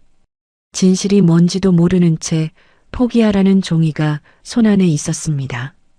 계단문이 열리고 만복이 숨을 헐떡이며 뛰어들어왔습니다. 도아의 손에 든 합의서를 보자마자 빼앗으려 했지만 도아가 몸을 돌려 막았습니다. 형, 이건 내가 결정할 일이야. 아니, 넌 또 혼자 짊어지려고 하잖아. 그 사람이 준 거지? 이거 서명하면 안 돼. 도아는 만복의 눈을 바라보며 말했습니다. 만복이 형, 민수는 내가 지켜야 할 가족이야. 지금 저 위에서 죽어가고 있는 동생을 살릴 수 있는 방법이 이거밖에 없으면 나는 이걸 해야 해. 만복은 도아의 팔을 잡으며 소리쳤습니다. 그러면 너는? 내 가족은? 내가 누구 아들인지 확인할 기회를 이딴 종이 한 장에 넘기겠다고? 도아는 대답하지 못했습니다. 주머니에서 펜을 꺼내 합의서 하단의 서명란 위에 펜촉을 대었습니다. 손끝이 떨려 잉크가 종이에 점을 찍었습니다. 바로 그 순간 계단 위에서 바퀴 소리가 들렸어요. 고개를 올리자 민수가 휠체어를 타고 병실 밖으로 나와 있었습니다. 간호사가 뒤에서 말리고 있었지만 민수는 팔 힘으로 바퀴를 굴려 계단참 입구까지 와 있었어요. 링거줄이 팔에서 반쯤 빠져나온 상태였고 얼굴은 창백했지만 눈만은 또렷했습니다. 형, 서명하지 마. 민수의 목소리가 계단통에 울렸습니다. 도아가 놀라 일어섰습니다. 민수야, 왜 나온 거야? 다시 병실로 돌아가. 민수는 고개를 저었습니다. 휠체어 팔걸이를 붙잡은 손이 하얗게 질려 있었지만 눈에는 물기와 함께 결연한 빛이 서려 있었어요. 나 때문에 형이 또 가족을 잃는 선택을 하지 마. 수술 늦춰도 돼. 나는 기다릴 수 있어. 하지만 형이 누구 아들인지 알 수 있는 기회는 지금 이번뿐이야. 민수는 정필의 돈 봉투를 가리켰습니다. 저 돈 돌려줘. 형 인생을 사고 파는 돈은 받으면 안 돼. 도아의 눈에서 눈물이 흘러내렸습니다. 도아는 합의서를 양손으로 잡고 가운데를 찢었어요. 한 번, 두 번, 세 번. 종이 조각이 계단 바닥에 흩어졌습니다. 도아는 정필의 봉투를 집어들고 계단을 올라갔습니다. 복도 끝 엘리베이터 앞에 아직 서 있던 정필의 뒤에서 도아가 말했습니다. 돌려드리겠습니다. 정필이 돌아보자 도아가 봉투를 정필의 가슴 앞으로 밀었습니다. 정필은 봉투를 받지 않았고 봉투가 바닥에 떨어졌습니다. 도아는 정필의 눈을 똑바로 바라보며 말했습니다. 민수의 생명을 거래에 이용한 것까지 반드시 밝히겠습니다. 도아의 목소리는 떨리지 않았습니다. 정필의 눈이 처음으로 흔들렸습니다. 태성은 병원을 찾았습니다. 민수의 담당 의사를 만나 수술비 전액의 보증을 섰습니다. 병원 측에 자신의 이름으로 보증서를 작성하고 수술 일정을 최대한 앞당겨달라고 요청했습니다. 도윤이 서류를 처리하는 동안 태성은 민수의 병실 앞을 지나갔지만 안으로 들어가지 않았어요. 유리창 너머로 잠든 민수의 얼굴을 잠깐 바라보고 발걸음을 돌렸습니다. 도아에게는 아무런 조건도 달지 않았습니다. 친자 검사를 해달라는 말도 자신을 아버지로 인정해달라는 말도 하지 않았어요. 도윤이 수술비 보증 사실을 도아에게 전했을 때 도아는 한참 동안 말을 잇지 못했습니다. 며칠 뒤 병원 로비에 뜻밖의 손님이 나타났습니다. 국밥집 순덕이 시장 앞치마를 벗지도 않은 채 헐레벌떡 뛰어왔거든요. 도윤이 순덕을 빈 상담실로 안내하자 순덕은 숨을 고르며 말을 꺼냈습니다. 도윤 씨, 이 사람 사진 좀 다시 보여줘요. 도윤이 조사 자료에서 꺼낸 사진 한 장을 테이블 위에 놓았습니다. 정필의 옛 운전기사 사진이었습니다. 순덕은 사진을 집어들고 돋보기 너머로 얼굴을 한참 들여다보았습니다. 그러더니 사진을 테이블 위에 탁 내려놓으며 말했습니다. 이 사람이야. 20년 전 축제장에서 내가 본 사람이 이 얼굴이야. 도아와 태성이 동시에 순덕을 바라보았습니다. 순덕의 손이 떨리고 있었지만 목소리는 또렷했습니다. 그날 축제장 뒷골목에서 이 남자가 울고 있는 어린아이 입을 손으로 막고 승합차에 태우는 걸 봤어요. 아이가 발버둥을 치는데 이 남자가 담요로 몸을 감싸서 안고 갔어요. 나는 무서워서 바로 경찰에 신고했는데 그때 축제장에서 아이가 사라졌다는 소식이 퍼지면서 전국에서 제보가 쏟아졌거든요. 내 진술은 수백 건 속에 묻혀버렸어요. 순덕의 눈에 물기가 차올랐습니다. 20년 동안 가슴에 묻어두었던 기억이 쏟아져 나온 것이었습니다. 순덕은 자기 말이 묻히지 않았더라면 그 아이를 더 일찍 찾을 수 있었을 거라며 고개를 숙였습니다. 도윤은 즉시 옛 차량 운행일지와 직원 명단을 대조하기 시작했습니다. 정필의 개인 차량 운행 기록, 20년 전 그룹 직원 명부, 퇴직자 추적 기록을 하나하나 맞춰보았습니다. 이틀간의 작업 끝에 운전기사의 현재 주소를 찾아냈습니다. 지방의 한 요양원에 입소해 있다는 사실이 확인되었어요. 태성과 도하는 다음 날 직접 운전기사를 만나기로 결정했습니다. 도하는 태성과 같은 차를 타는 것을 불편해했지만 진실을 확인해야 한다는 생각이 불편함보다 앞섰습니다. 도윤이 운전하는 차 안에서 태성은 뒷좌석에, 도하는 조수석에 앉았습니다. 3시간 넘는 이동 동안 두 사람 사이의 대화는 거의 없었습니다. 요양원에 도착했을 때 관계자가 난처한 표정으로 말했습니다. 운전기사가 전날 밤 갑자기 퇴소한 뒤 연락이 끊겼다는 것이었습니다. 짐도 대부분 두고 갔고 퇴소 서류에는 보호자 연락처도 적혀 있지 않았어요. 누군가 운전기사에게 미리 귀띔을 한 것이 분명했습니다. 빈 방에는 침대와 낡은 옷까지만 남아 있었습니다. 도하는 텅 빈 방을 둘러보다가 주먹을 쥐었고 태성은 창밖을 바라보며 한숨을 삼켰습니다. 그 사이 정필은 선수를 쳤습니다. 서울에서 긴급 기자회견을 열었습니다. 카메라 앞에 선 정필은 침통한 표정을 짓고 말했어요. 안타깝게도 시장 상인 일부와 한도아라는 청년이 재개발 보상금을 노리고 납치 사건을 꾸며낸 것으로 파악됩니다. 그들이 내세운 운전기사라는 인물은 돈을 요구하다 도주한 것으로 보입니다. 정필은 여기서 멈추지 않았습니다. 저는 형님의 판단력까지 걱정됩니다. 아들을 잃은 상처가 크신 분이라 누군가 아들이라고 주장하면 냉정하게 판단하기 어려우신 겁니다.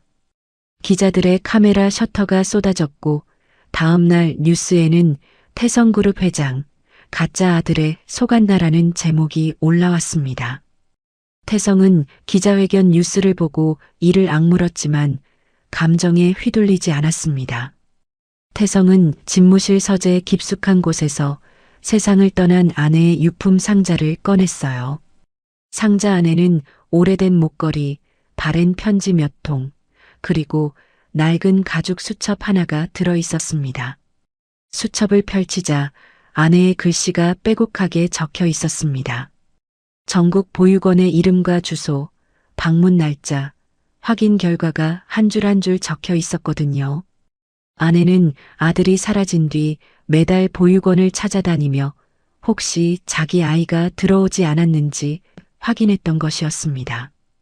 태성의 손가락이 수첩의 한 페이지에서 멈췄습니다. 세봄 보육원. 도아가 자란 바로 그 보육원의 이름이 18년 전 날짜와 함께 적혀 있었습니다.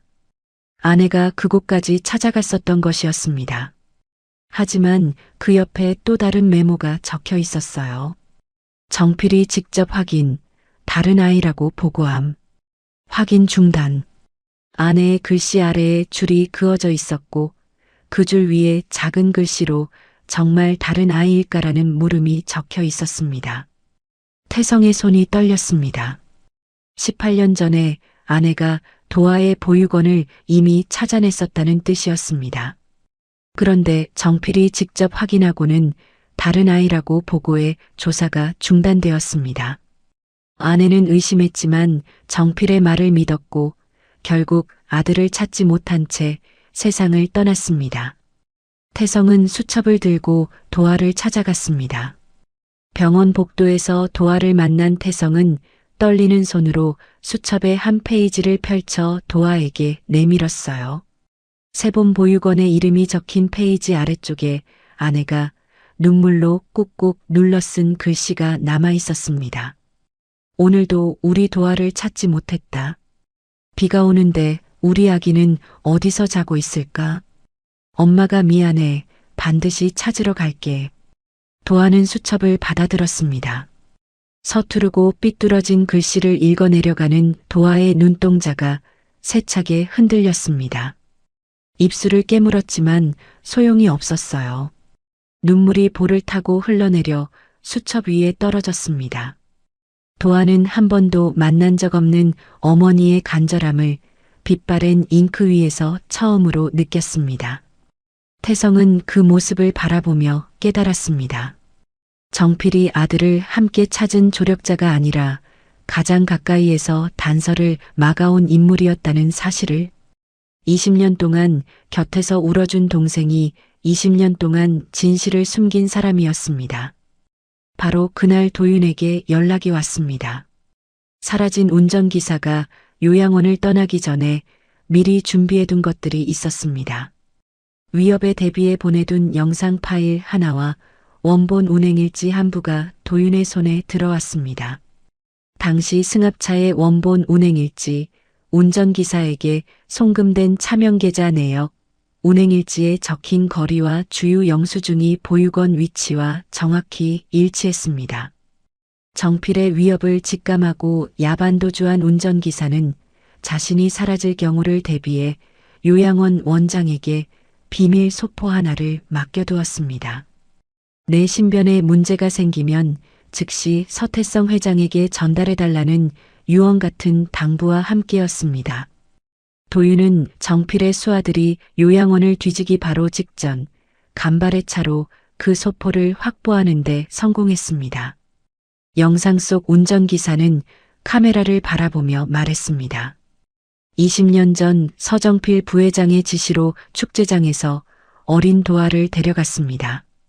아이를 먼 지방에 버리고 보육원 입소 기록을 조작하는 일에도 제가 관여했습니다. 이 영상은 제가 죽거나 사라질 경우를 대비해 남기는 것입니다. 운전기사의 목소리는 떨렸지만 진술은 구체적이었어요. 정필이 납치를 직접 지시했다는 사실과 이후 20년간 거짓 제보를 만들어 수사를 방해한 과정이 하나하나 담겨 있었습니다. 도윤은 영상 파일과 운행일지, 차명계좌 기록을 태성에게 전달했습니다. 태성은 증거를 확인한 뒤 한동안 아무 말도 하지 못했어요. 서재 책상 위에는 아내의 수첩과 정필의 범죄 증거가 나란히 놓여 있었습니다. 태성은 수첩을 한 번 더 펼쳐 아내의 글씨를 바라보았어요. 손가락으로 글자를 쓰다듬다가 수첩을 가슴에 안았습니다. 운전기사의 영상 자백은 정필의 범죄를 낱낱이 드러냈습니다. 영상 속에서 운전기사는 정필이 축제장 실종 직후부터 전국 각지에 거짓 제보자를 심었다고 진술했음이어요.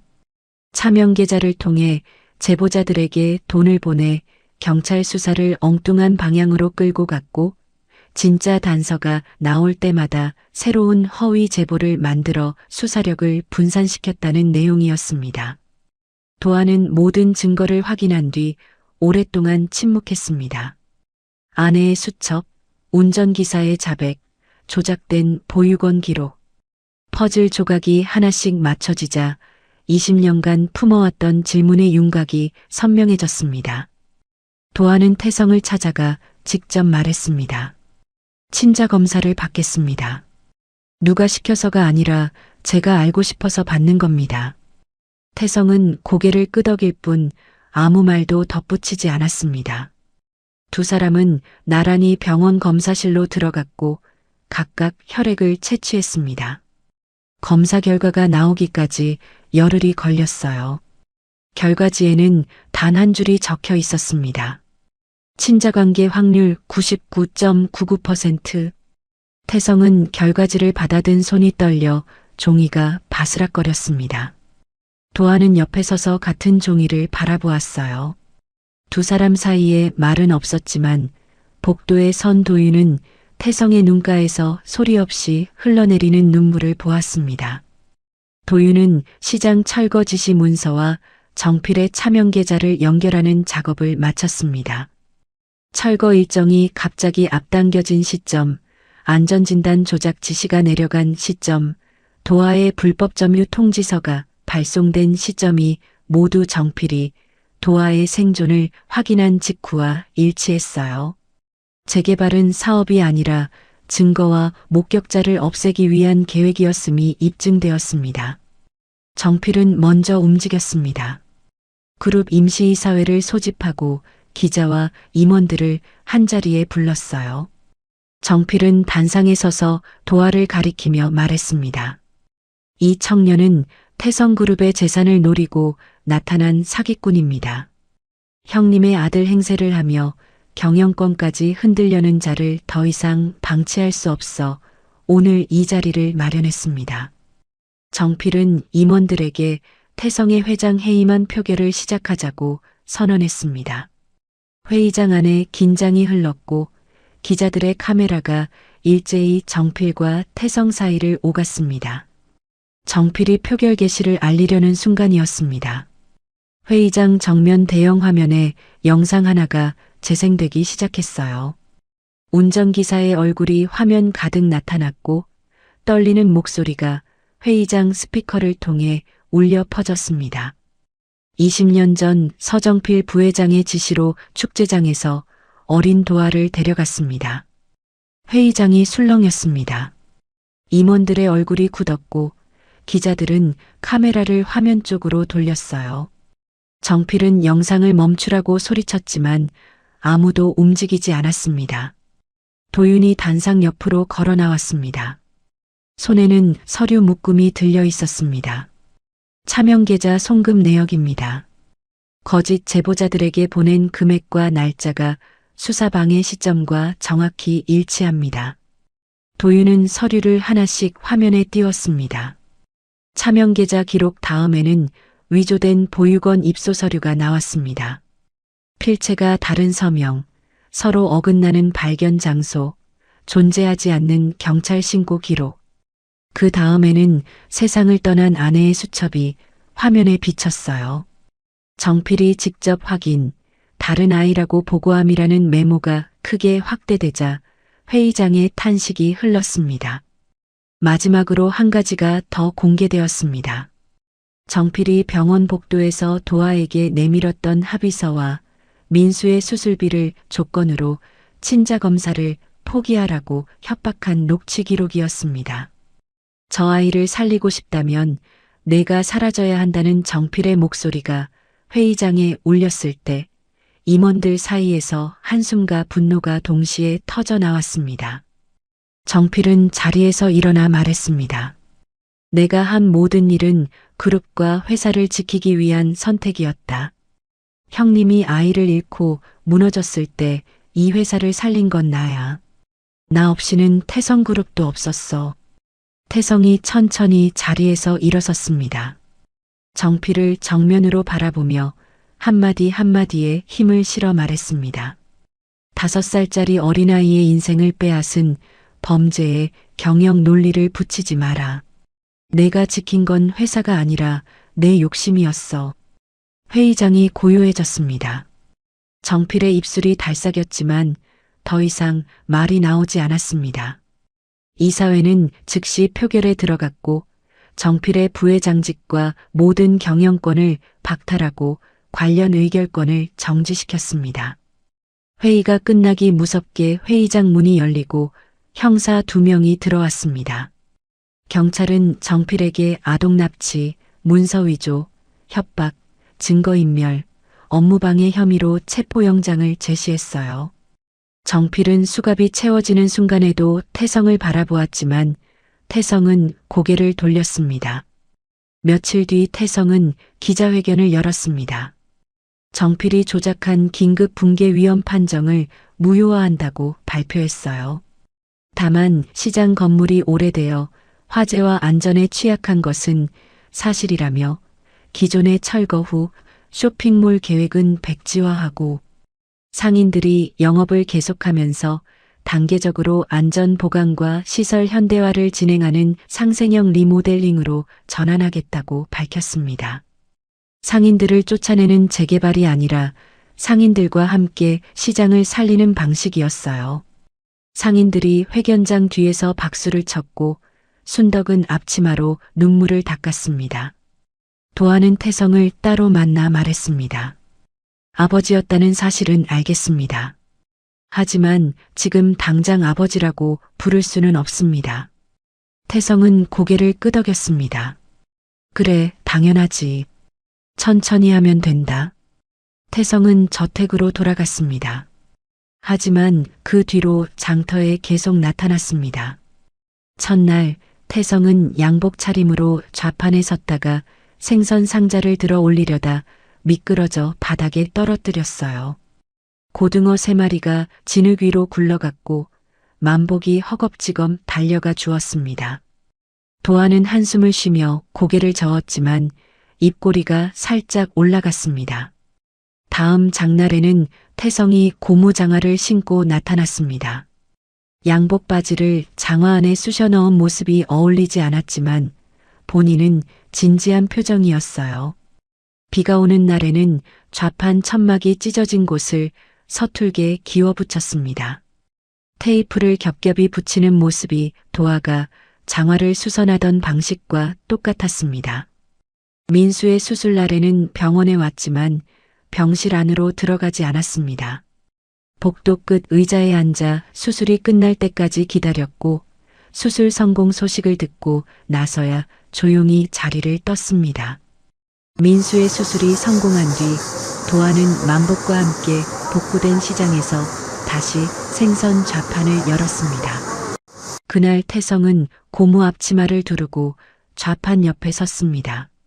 만복이 건네준 고무 장갑을 끼고 서툰 손으로 생선 봉지를 포장했습니다. 봉지 입구를 잡는 방향이 반대였고 거스름돈을 세는 손이 느렸지만 태성의 표정은 그 어느 이사회 회의 때보다 진지했습니다. 태성이 포장한 봉지를 들고 옆에 서 있던 아저씨에게 건네려 하자 도하가 다가와 봉지를 받아 방향을 바로잡았습니다. 그리고 태성의 손을 잡아 반대편에 서 있던 할머니 쪽으로 돌려주며 말했습니다. 아버지, 그 봉지는 저 할머니 겁니다. 아버지. 태성의 손이 멈췄습니다. 고무 장갑을 낀 손가락 사이로 봉지가 미끄러질 뻔했습니다. 도하는 이미 돌아서서 다음 손님의 생선을 포장하고 있었고 만복은 모른 척 장구를 고르고 있었습니다. 태성은 봉지를 할머니에게 건넨 뒤 좌판 뒤쪽으로 돌아섰습니다. 생선 상자 사이에 몸을 숨기고 고무장갑을 낀 채 소리 없이 눈물을 닦았어요. 고무장갑에 묻은 생선 비늘이 눈물과 함께 볼 위에서 반짝였습니다. 시장 골목에는 도하의 품바 타령이 다시 울려 퍼지고 있었습니다. 금이 갔던 장구 대신 새 장구가 도하의 팔에 안겨 있었고 장구채가 가죽면을 칠 때마다 손님들이 모여들었습니다. 순덕의 국밥집에서는 김이 모락모락 피어올랐고 만복은 갈치를 포장하며 콧노래를 불렀습니다. 태성은 눈물을 닦고 다시 좌판 앞으로 돌아왔습니다. 서툰 손으로 다음 봉지를 집어들었어요. 해송전통시장의 오후 햇살이 낡은 슬레이트 지붕 사이로 비스듬히 내려앉았고 아버지와 아들은 생선 비린내 속에서 처음으로 나란히 서 있었습니다. 20년이라는 세월 동안 아들을 찾아 헤맸던 아버지와 버림받았다고 믿으며 홀로 살아온 아들이 장터에서 다시 만났습니다. 피가 아니라 진심이 가족을 만들었고 화려한 저택이 아니라 생선 비린내 나는 좌판 위에서 부자의 삶이 시작되었습니다. 세상에서 가장 늦은 만남이었지만 가장 따뜻한 시작이기도 했습니다. 오늘 이야기가 여러분의 마음에 작은 울림이 되었길 바랍니다. 끝까지 들어주신 분이 계시다면 잘 들었다고 댓글 하나만 남겨주세요. 그 한마디가 다음 이야기를 만드는데 큰 힘이 됩니다. 오늘도 여러분의 하루에 행운이 가득 깃들길 바랍니다. 지금부터 오늘 이야기 속 노래를 전곡으로 들려드리겠습니다. 비린내 난다 피하지 마소. 사람 사는 냄새가 더 진하오. 왔소 왔소 싱싱한 생선 왔소. 고등어도 왔소. 갈치도 왔소. 돈이 없어도 웃음은 얹어드리니 한 마리 두 마리 골라가소. 얼씨구 좋다 장이 선다. 눈물 닦고 장이 선다. 오늘 한 번 쓰러져도 내일 다시 일어나소. 새벽바람 맞으며 길을 나서면 낡은 장화 속에도 해가 뜬다. 이 골목 저 골목 장구를 치면 굳었던 얼굴에도 꽃이 핀다. 어머니 한 마리 더 얹어드릴게. 아버지 웃음값은 받지 않소. 힘든 세상 어깨 한 번 들썩이면 고였던 팔자도 풀리지 않소. 빈손으로 왔다가 빈손으로 가도 정 하나 남기면 부자가 아니요. 아픈 사람 걱정은 내가 짊어지고 오늘 장사 신나게 한번 해보세. 왔소 왔소 싱싱한 생선 왔소. 고등어도 왔소. 갈치도 왔소. 돈이 없어도 웃음은 얹어드리니 한 마리 두 마리 골라가소. 얼씨구 좋다 장이 선다. 눈물 닦고 장이 선다. 오늘 한 번 쓰러져도 내일 다시 일어나소. 부모 얼굴 몰라도 형제는 있어. 피 한 방울 안 섞여도 가족이요. 아픈 동생 수술비 모으는 길에 내 두 다리가 달아도 괜찮소. 내 이름 석자 누가 지웠는지 어디에서 왔는지 알 수 없어도 나를 믿고 기다리는 사람이 있어. 나는 오늘도 장터를 지키요. 세상이 나를 버렸다 말하지 마소. 찾아오지 못한 사연도 있을 테니 언젠가는 내 얼굴 바라보며 누군가 내 이름을 불러주겠지.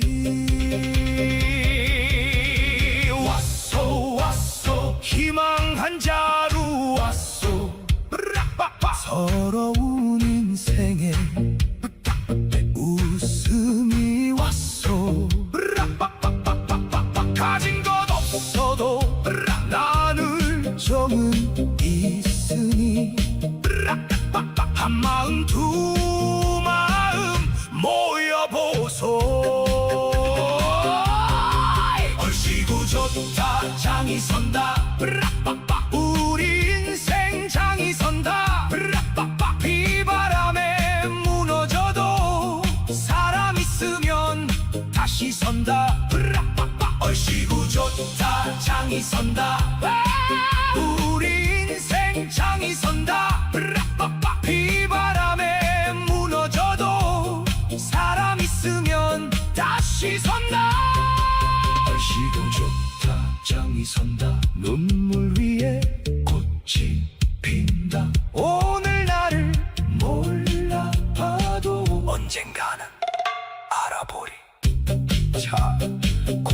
한 마리 사시면 웃음 한 번은